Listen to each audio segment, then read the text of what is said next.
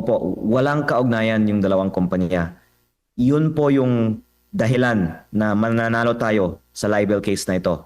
Kasi sinabi niya dahil binenta ko ang shares ko sa Meralco, gumawa ako ng pera mula sa kaprangkisa. Wala namang kaugnayan yung kumpanyang binenta ko sa Meralco sa prangkisa. At binenta ko ang kumpanyang ito December 2023 tapos may hanggang 2024 pa. Tapos yung stop operations ng solar para sa bayan ay 2022 pa. Kaya at the time na binenta ko nga yung kumpanya na isa sa Meralco, wala na nga rin pong operation yung solar para sa bayan. At talagang walang kaugnayan at makikita po nino man ito dahil nasa Philippine Stock Exchange ang impormasyon tungkol sa laman ng kumpanyang ito dahil ito po ay isang publicly listed company.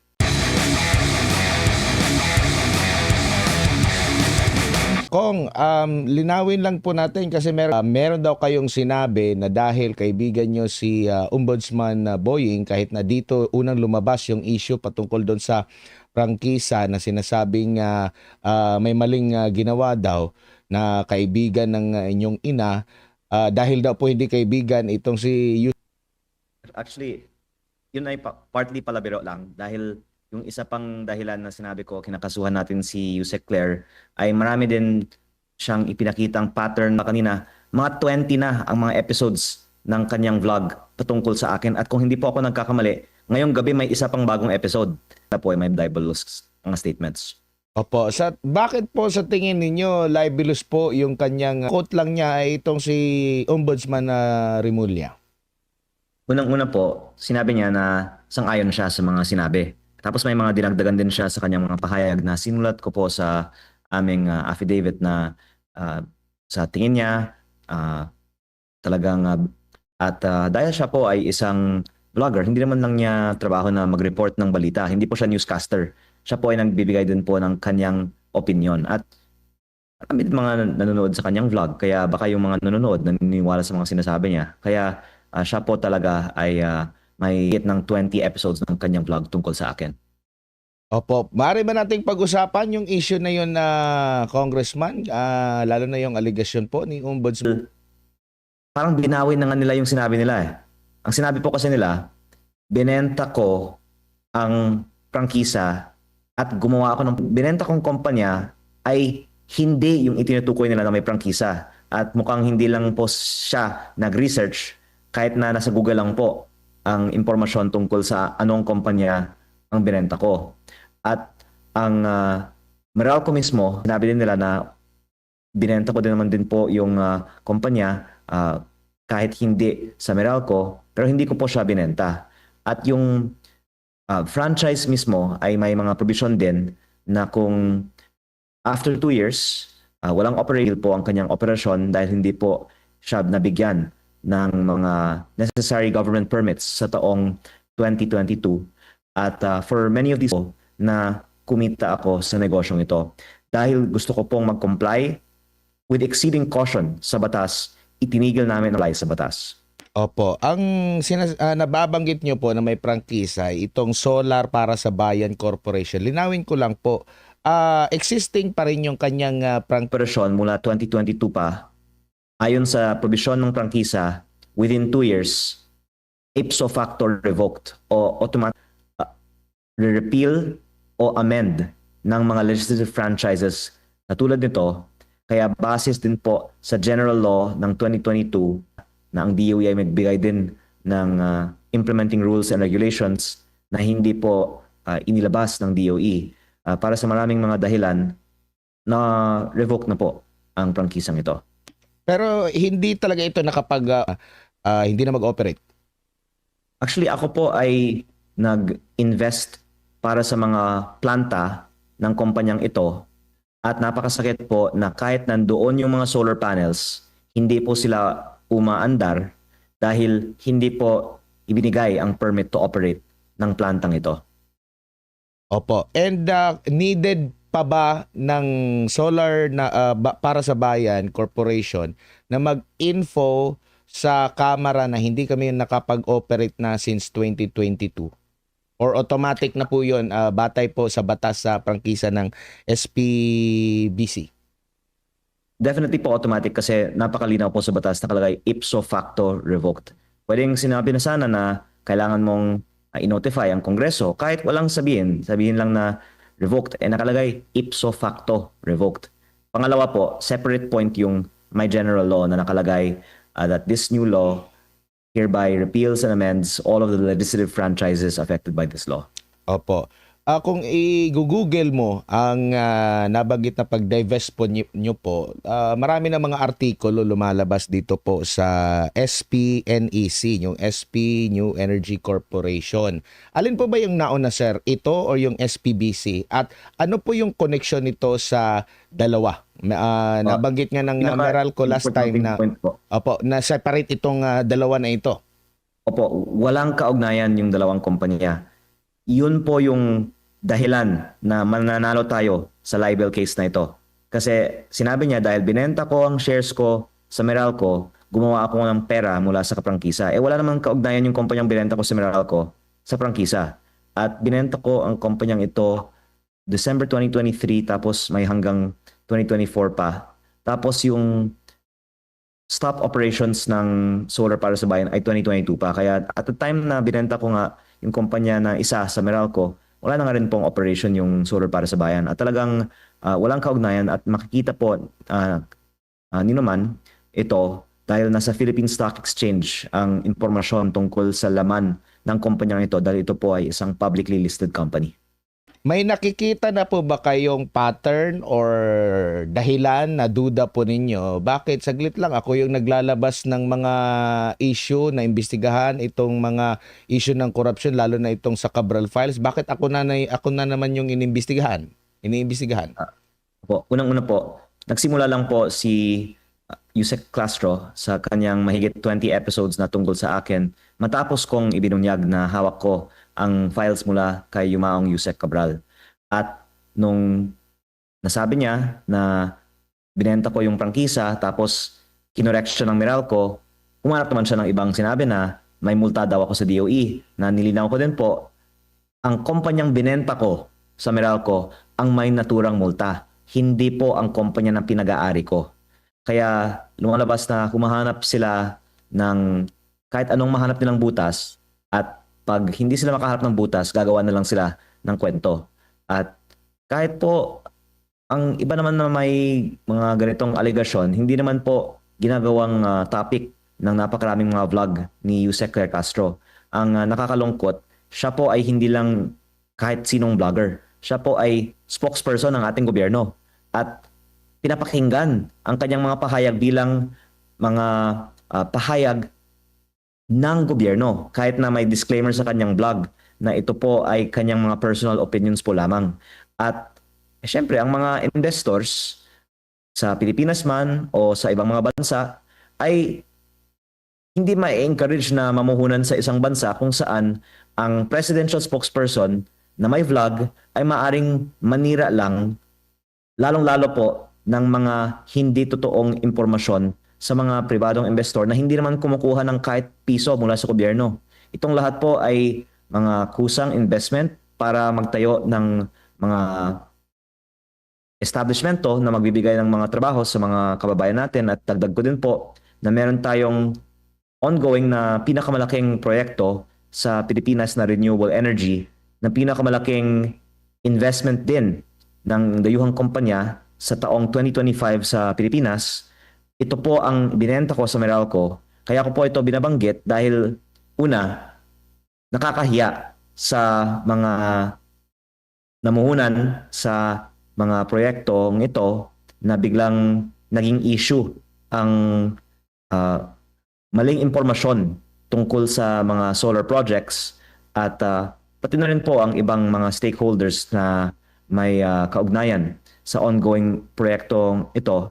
At pangalawa, nililinaw ko din po na hindi din totoo na 2% lang sa commitment ang i-deliver dahil si Pangulong Bongbong Marcos ay mismong naging guest of honor sa groundbreaking ng pinakamalaking renewable energy project sa Pilipinas ng kumpanyang itinatag ko noong November 2024. Nakapost ko po sa aking Facebook page ang speech ni PBBM kung saan pinuri niya ang proyektong ito na nagbibigay ng mahigit 10,000 na trabaho para sa ating mga kababayan sa Nueva Ecija.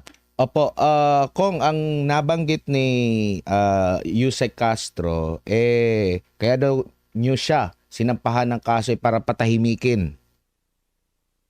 Actually, kung hindi siya tatahimik, okay lang din po sa akin. Kasi kung mananalo ako sa kasong ito na 110 million pesos, tapos tuloy-tuloy siya magsasalita ng fake news, edi kakasuhan ko siya muli para sa karagdagang 110 million pesos. Kaya okay din po siya na hindi na lang tumahimik. Opo.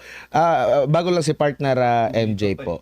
Yun nga po yung next na tanong ko po dahil parang nagkakaroon siya ng dual entity at hindi lahat nakakaintindi na meron siyang dual entity na isang nasa opisyal ng communications ng national government and at the same time may nagpapahayag ng sariling kanyang opinion sa kanyang vlog. Nais niyo po bang mag-stick siya sa isa lamang po? Kasi naalala ko, last administration, mahigpit na ipinagbawal din kasi may mga vlogger din, kilalang vlogger na nasa communications din po, pinatigil sila sa kanilang vlog o di kayo pinapili siguro dahil nasa gobyerno ka na at ang tingin sa iyo, ikaw yung kumbaga nagiging tagapagsalita na at lahat kung saan kang lugar, kumbaga ang lalabas sa bibig mo, opisyal na statement ng pamahalaan.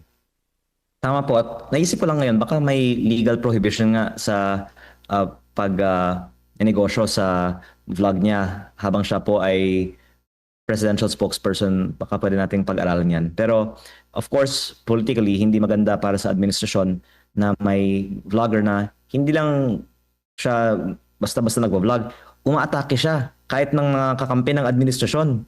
Kaya lalong dumadami yung mga kalaban ng administrasyon dahil sa mga vlog niya. At actually, pina-research ko rin sa aking staff, yung approval rating ng administrasyon ay bumagsak sa nakaraang taon kasabay ng pagpasok ni Yusek Claire Castro bilang presidential spokesperson. At maaaring ma-attribute natin ang pagbaba ng approval rating ng administrasyon, among other reasons, sa failed communication strategy led by Yusek Claire Castro. At para sa mga nagnanais na ang ating gobyerno ay makakakuha ng tiwala ng taong bayan, dapat siguro palitan na si Yusek Claire Castro bilang Yusek, lalong-lalo po dahil siya ay may, as of now, kaso. Kaya paano siya maging spokesperson na may kaso? Paano siya pagtiwalaan ng mga tao, di ba? Pero kung ang iba naman sa inyong mga viewers ay nagnanais na bumaba ang approval rating ng administrasyon, edi pasalamatan ninyo po na si Yusek Claire Castro ay ang spokesperson ng ating administrasyon. Opo, Kong Reading, wag naman sana kasi baka ang Pangulo na ang mapag-usapan at hindi na si Yusek Claire ang mapag-usapan pag siya umalis sa kanyang pwesto. Doing a good job. Kong, tingin mo. Kaya si Yusek Claire ay center pala of attention. Baka yun po ay deliberate, no? Oo. Pero sir, yung Facebook post po ninyo, no? Yung po inyong post sa Facebook kasama si President BBM, yung sinabi po ninyo na lumikha ng 10,000 na mga trabaho sa ating mga kababayan, bilang may experience po sa business. Actually, we're courting foreign investors, congressman, na mag-invest sa Pilipinas. Ano tingin nyo, sir, na mismong lokal na investment ay ginaganito po sa kasalukuyang administrasyon wherein parehas tayong nanghihikayat ng mga negosyante abroad na maglagak po ng papuhunan sa Pilipinas? Grabe po talaga ang epekto sa mga investors ng mga pangyayari tulad nito. At baka hindi coincidence na kasabay nitong mga pangyayari ngayong linggo, naging record low ang peso to dollar ng 59 to almost 50 centavos to 1. At ang foreign direct investment ay nasa post-COVID low. Uulitin ko po, yung project ko sa Nueva Ecija na groundbreak ni PBBM, ang pinakamalaking foreign investment sa buong bansa sa taong 2025. At nahihiya po ako, to be honest, sa mga nagtiwala sa ating bansa at nagpasok ng kanilang pera para maisakatuparan ang magandang proyektong ito dahil biglang nadamay ang kanilang investment sa mga vlog ng ating administrasyon Yusek. At ang madadagdagan ko, Ang dahilan na ibang mga negosyo ay hindi din natutuloy ay sa iba't ibang mga level ng ating gobyerno, may mga nanghihingi sa mga negosyante. At in fairness naman sa Pilipinas, sa buong mundo, ito ay di umano ay nangyayari. Pero minsan daw, kaya kaya nagpapataw ng multa ang ibang mga opisyal o nagbibigay ng mga demand letters o nag-intimidate sa media ng mga negosyante ay sa kadahilanan na may posibilidad din na ang mga negosyante ay may iaalok sa mga opisyales na nagpapahirap sa kanila. I'm not implying anything about anyone in this situation, and I am saying this very delicately, and only in this instance have I said this, but I think that at least there is a perception that when the any government arm is speaking very publicly against any private business, that iisipin ng iba kahit na walang ganitong nangyayari na baka may financial reason na yung mga nagsasalita ay nagdidi-umano'y shake down sa mga investors na ito. At muli, kahit na hindi po ito totoo, the fact na may mga ganitong mga pahayag very publicly ay maaaring mag-discourage sa additional investment sa Pilipinas. Kong, mayroon pong pinapataw na 24 billion. Ito bang 24 billion ay the same company po o the same business na sinabi po ninyo na nakapaglikha ng 10,000 na mga trabaho? Yung sabi po ni Energy Secretary Green? Yun nga po yung kumpanyang binenta ko. Sa kumpanyang binenta ko ay iba't ibang mga subsidiaries. Pero yung mismong kumpanyang binenta ko, if I'm not mistaken, ay yung kumpanya na akala ng iba ay akin pa. Kaya sa totoo lang po, hindi ko kinokorekta sila kaagad dahil gusto ko lang pong panuorin kung ano-anong mga kwentong gagawin nila, at kung magsasalita sila ng mali, pwede natin silang kasuhan ng 110 million pesos in damages din. Pero yun po ay isa pang example ng patently false information na ipinahayag sa mga nakaraang mga araw. Pero sir, 24 billion, hindi raw ito kaugnayan, no? Yung sabi ni Secretary Garin sa inyo pong stand, no, sa korupsyon. Do you believe, sir, on that side naman po ng Energy Secretary? Unang-una po, yung importanteng punto ay hindi po sa akin ipinataw ang multa. Ako po ay nagbenta ng kumpanya noong 2023 and 4. Tapos yung multa ay ipinataw ngayon lang. Baka dahil, I'm not alleging this, I'm just saying nagkataon, ito po ay kasunod ng aking pagbunyag ng certain things. And at least yung pag-ingay tungkol dito ay first time na nangyari. And the sad thing is, hindi sa akin pinataw ang multa. Sa kumpanyang binenta ko, pinataw ang multa. Baka akala nila sa akin, mali pala. At nakakalungkot kung may mga ibang mga madadamay dahil sa mga alleged na politically motivated attacks. Pero hindi po ako nag-engage sa media sa mga pahayag ni DOE Secretary Green, at iginagalang natin po siyempre siya, at ang aming focus ngayong araw ay ang mga pahayag ni Yusek Claire Castro. Pero nililinaw ko lang po sa inyong show, hindi po sa akin pinataw ang sinasabing multa. Opo, Kong, ito may picture, no? Kasama nyo si former Senator Trillanes. Maaari niyo po ba kaming mabigyan ng context? Paano kayo nagkita? Paano po nabuo yung meeting na yon? At ilang detalye siguro, Kong, nang inyo pong napag-usapan? Actually, marami naman po akong mga mini-meeting galing sa iba't ibang mga sektor. At kadalasan, yung mga kaibigan po ng aking ina ay aking minimit at syempre ang aking ina ay may malawak na network sa iba't ibang mga sektor. At in general, humihingi po ako ng payo sa mga nakaranas ng mga hirap tulad ng mga dinadanasan ko ngayon. At by the way, ang isang similarity sa mga iba't ibang mga kinakausap ko minsan ay sila po in their own way in the past have fought against corruption. Although of course we differ with each other in everyone's case on certain issues, those who in the past have fought against corruption have also been silenced by governments in their time, and many have been imprisoned. Again, there are people on the left, the middle, and the right who have been imprisoned for their political beliefs. At ito po ay isa sa mga tinatalakay ko kapag ako po ay humihingi din ng payo sa mga ibang mga kaibigan ng aking ina. Opo, Kong, bago lang ulit si partner Admar, kung ating pong iisipin, meron naman po kayong choice na hindi po magsalita at antay na lang, no, na magkaroon po ng pagbabago sa kasulukuyang uri ng pamamahala sa bansa.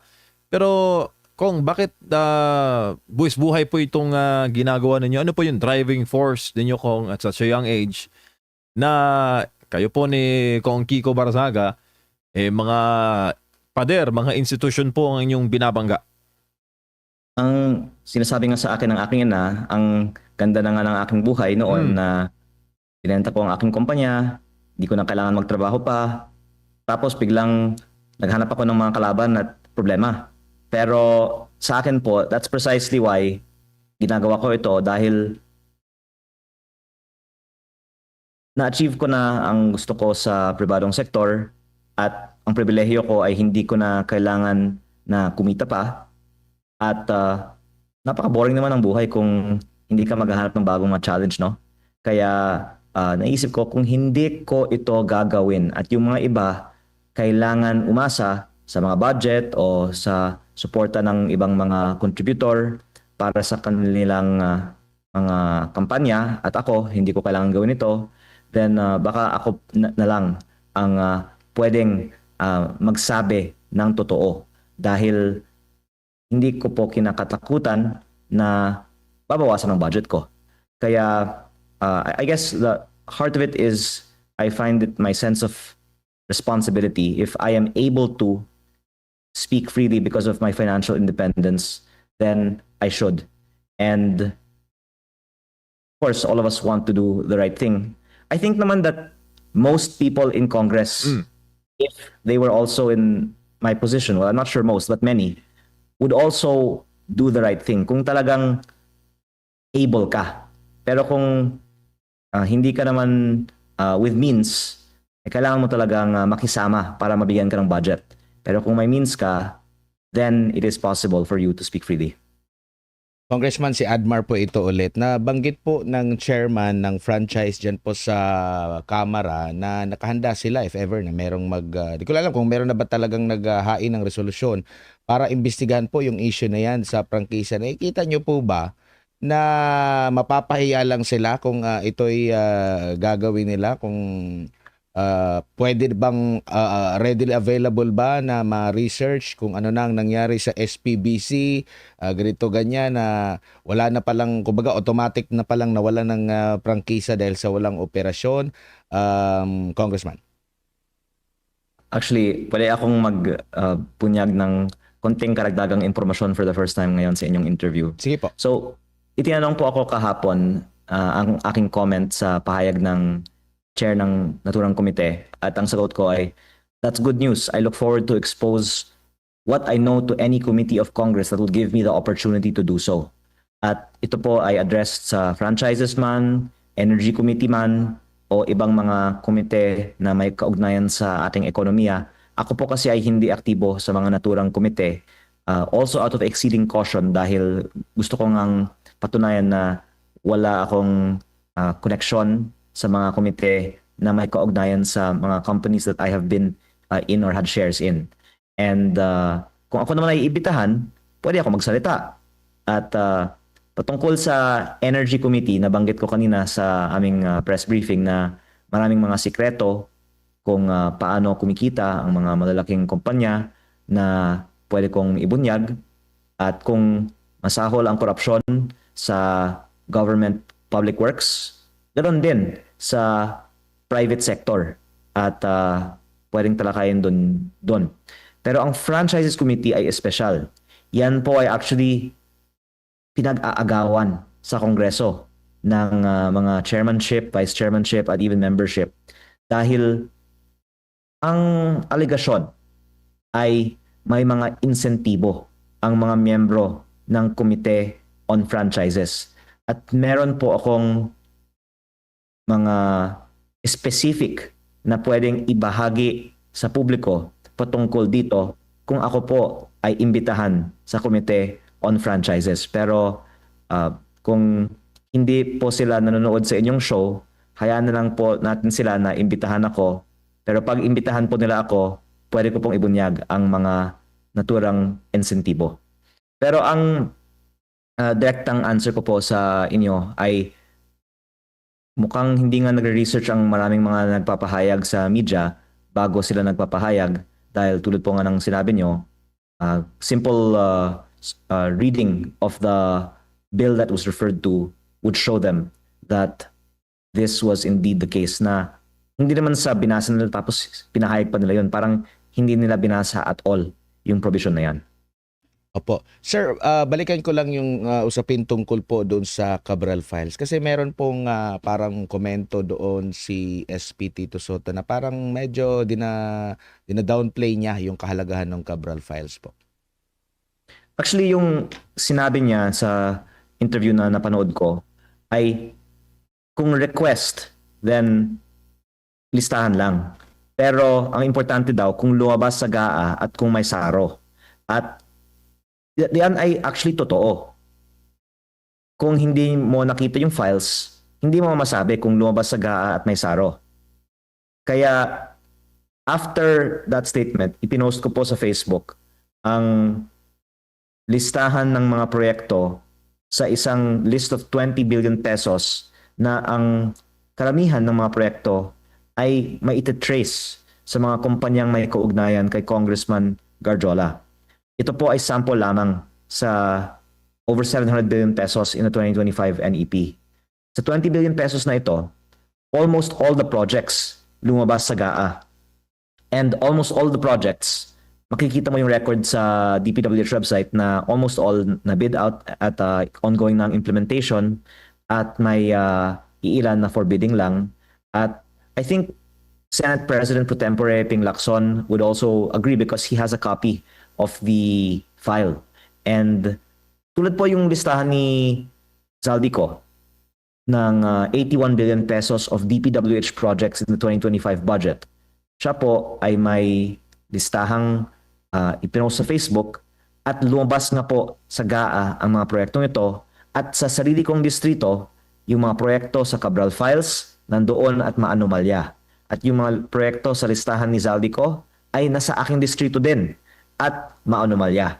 Kaya kung hihimayin natin ang per project sa mga listahang ito, doon natin makikita ang status ng project, sino yung contractor, at kung may kaugnayan ba ang contractor sa proponent. Kaya nga importante na isa publiko ang mga files na ito dahil hindi tayong makakakomento sa hindi pa natin nakita. Ako, nakita ko, kaya sinasabi ko ito. Pag may isa sa publiko ito, dyan magkakaroon ng mas magandang talakayan tungkol sa mga proyekto sa listahan. Opo, yung mga personalidad na tumutuligsa po sa inyo, sa tingin po ninyo may kaugnayan ito sa Cabral Files at hindi po ba parang sunod lang ito o pag-comply lang ito sa nabanggit ni Marcos Jr. na humihingi siya ng tulong kung merong alam patungkol sa issue ng korupsyon ay pwedeng lumantad at isumbong, Congressman? Well, yung key dito is may kopya ako. Kaya kung may ibubura, pwede kong sabihin. Opo. And ito naman pong pag-appreciate ng DPWH doon mismo sa Cabral files na tingin ng mga netizen, mga kababayan natin, parang dina-downplay din as well as ito ring ombudsman. Paano po yan po, congressman, na meron ng parang parang nagko-conclude na po yung ombudsman negative against po sa inyo, dadaan din sa kanila anything na mga may masisilip na anomalya po dito, paano po yan? Actually, iba-iba yung mga ipinahayag tungkol dito kasi si Assistant Ombudsman sa ibang interview naman ay nagsabi na Cabral Files is a rich source of leads. At si SP Pro Tempore Lacson ay nagpahayag din na isusupina ng Senado ang files sa DPWH. Actually, pati yung House Committee Chair on Public Accounts ay nagpahayag din na isusupina din ng Kongreso ang files. At sinabi din po ni Dow with the help of NBI ang Cabral Files. Kung ito po ay walang kwenta, siguro hindi naman itong lahat i-request for subpoena at hindi po mag-aaksaya ng oras para mag-authenticate. Parang dinagdagan nga sa ibang mga interviews recently na may higit pa sa mga list of proponents, pati yung mga original documents, mga letter requests ng mga politiko ay kasama sa mga sinabing 6 na kahon ng mga dokumento na ibinigay ni Yusek Cabral. Kaya pwede natin actually isatabi ang mga pahayag na wala ito kasi yung mas malaman siguro po ng mga sagot, yung mga nagsabi na yung 6 na kahon ng mga dokumento na ibinigay ni Yusek Cabral sa DPWH bago siya umalis ay in fact isang undeniably useful record of proponents in the DPWH budget. Speaking of walang kwenta, nabanggit po last weekend nga ni Ombudsman Remulla na mas malaki para yung issue ng franchise mo compared dito sa nabubuksan mo na Cabral files, to the point na sinabi pa niya na wala kayong kahihiyan daw. Yung franchise na binenta ko na hindi ko naman binenta. Opo, mas malaki daw yun na issue at kung totoo man na 2022 pa, wala na palang automatic, wala nang franchise, parang nawaw mali ba rito si Ombudsman? Sinasabi ko na po sa aking mga interview din kanina na iginagalang ko po si Ombudsman dahil siya po ay kaibigan ng aking ina.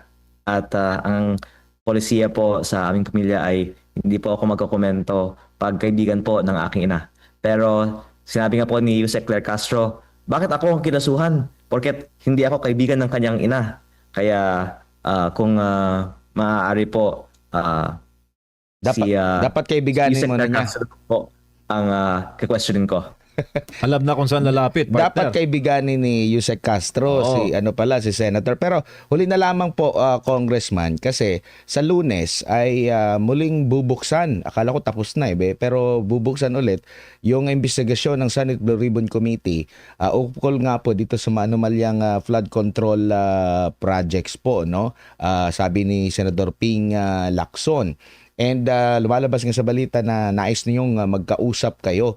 Mag-uusap po ba kayo bago ang Senate Blue Ribbon Committee o handa rin po ba kayong humarap doon sa Senate Blue Ribbon Committee kung kayo po ay maiimbitahan? Laging bukang bibig po yung tawag dito, interparliamentary courtesy nga, hindi kayo mauobliga pero pwedeng maimbitahan gagaya po ng ginawa rin ni Congressman Toby Chanco. Yung pag-uusap ay nangyari po last year. And then I have exchanged messages with Senator Lacson since then. And dahil New Year, inanunsyo na may Blue Ribbon Committee hearing, doon na lang po sa Blue Ribbon Committee hearing pwedeng talakayan yung mga bagay. At ako po ay nabanggit naman na din sa publiko, nakatanggap ng imbitasyon at sinabi ko po sa aking press briefing kanina na ako po ay dadalo basta hindi po ako pipigilan. At ako po ay actually looking forward to see what the others will bring up kasi napakadami pong mga imbitadong mga mahahalagang suspects, but pati witnesses, resource persons, at mukhang malaman ang Blue Ribbon Committee hearing ngayong Lunes. So magandang minimbita sa Lunes. Opo, may payo rin po si Senador Ping sa inyo, quote and quote. Sabi niya, huwag yung bara-bara. Sabi ko na rin kayo ang ano nyo sa paalala, payo ni Senador Lacson. Actually, ako po ay nagpapasalamat that I am given the. I would like to thank Senator Lacson for that. Of course, being selective on what to say in the media is something that I take to heart also.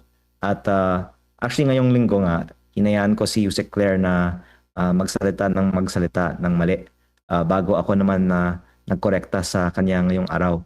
At kaya po tayo din nag-interview ngayon dahil kakagaling ko lang po sa aking ibang mga press briefings ngayong araw.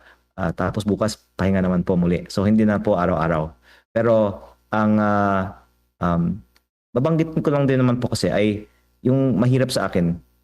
Sinasabi naman ng iba, kung hindi ko naman ilalabas yung mga files,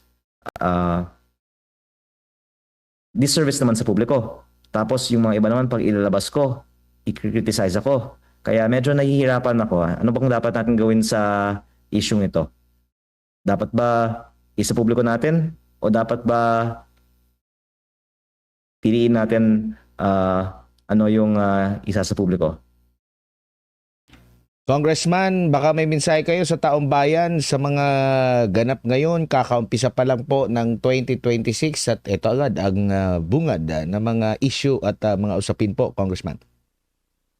Well, I actually am very hopeful that maraming lalabas galing sa iba sa mga darating na mga araw patungkol sa mga DPWH projects. Kaya actually ang sagot ko sa tanong kanina ay hintayan natin ng ilang araw na lang ang mga iba na maglabas ng impormasyon tungkol sa DPWH. At I think pagkatapos ng Blue Ribbon Committee hearing, magiging mas malinaw kung gaanong kaseryoso tayong lahat sa transparency at sana magkaroon tayo ng malaking progress towards transparency on the DPWH projects in the coming days. Kong, pahabol lang, no? Dahil hindi ka magpapa-interview bukas and in the coming days. Malapit na po yung February na opening na naman ng window para mag-file ng impeachment against VP Sara Duterte. Marami pong mga nagsasabi dyan sa House na kung magiging same lang din ang content nung nakaraan, no? Might as well, hindi na lang nila susuportahan yung mga hakbang dyan sa House of Representatives. Anong tingin mo, sir? Sa inyo po mga gagaling yung pagtalakay sa impeachment case laban sa Vice. What are your thoughts about it? I think kaninang umaga nag-press conference si Deputy Speaker Ronnie Puno na on the part of NUP, hindi nila susuportahan na magkaroon ng panibagong impeachment. Ano pong tingin niyo doon? Bakit yun sinasabi ngayon? Ibig sabihin wala na talaga.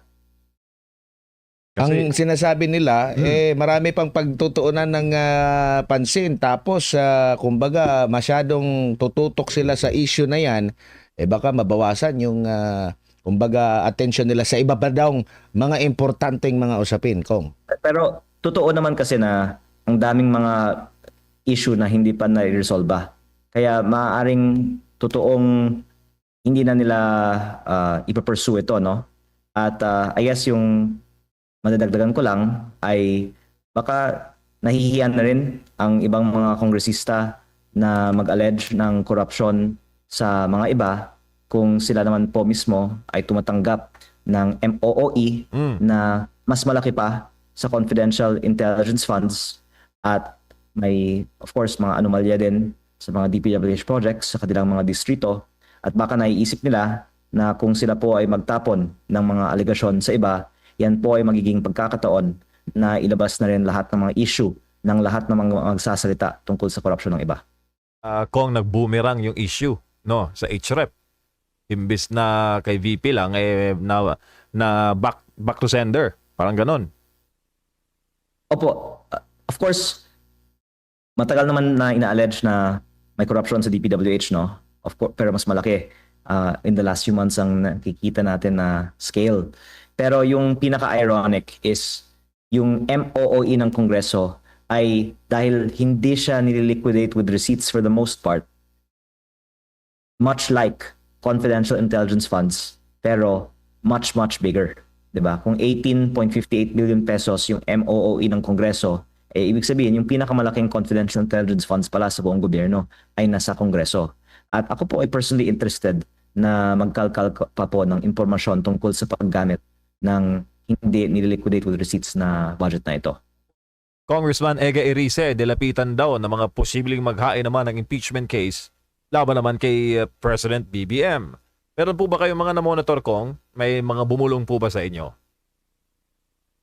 Meron po talaga. So, totoo yung threat, sir, na possible din na may mag-file against PBBM. Hindi po ba nabalita na yun na meron talaga? Si Kong Erice naman po ay I think yung nagbunyag. So credit goes to him. Pero I think that we can treat Kong Erice's statements as credible.